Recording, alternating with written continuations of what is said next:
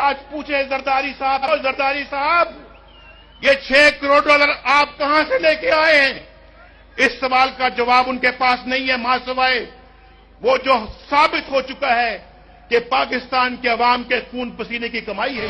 जब से पाकिस्तान बना है तब से आज तक जितना कर्जा लिया है उससे आपने अपने 4.5 साल में 3 गुना ज्यादा कर्जा ले लिया है। अब आप क्या समझते हैं कि ये कर्जा कौन उतारेगा? ये हमारे आने वाली नस्लें उतारेंगी, हमारे बच्चे उतारेंगे, या आपके बच्चे उतारेंगे जो यहां रहते ही नहीं? जरदारी साहब, इस तरह से यह मुल्क नहीं चलेगा। आप हमारी खुदमुख्तारी बेच रहे हैं, आप पाकिस्तान की सॉवरेनिटी को दांव पे लगा रहे हैं, हमारे इज्जत नफ्स को आप कॉम्प्रोमाइज कर रहे हैं, हमारी सेल्फ रिस्पेक्ट का सौदा हो रहा है यहाँ।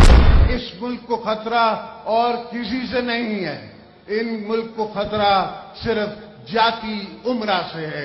ये चाहते हैं कि मुल्क कमजोर हो जाए तो फिर ये मोदी का यार और मोदी मिलके जो करना चाहे वो करे।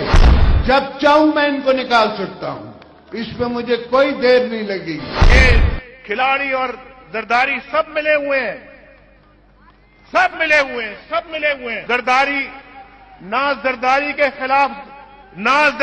खिलाफ खिलाड़ी बात करते हैं और ना खिलाड़ी के खिलाफ जरदारी बात करते हैं, ना जरदारी के खिलाफ खिलाड़ी बात करते हैं।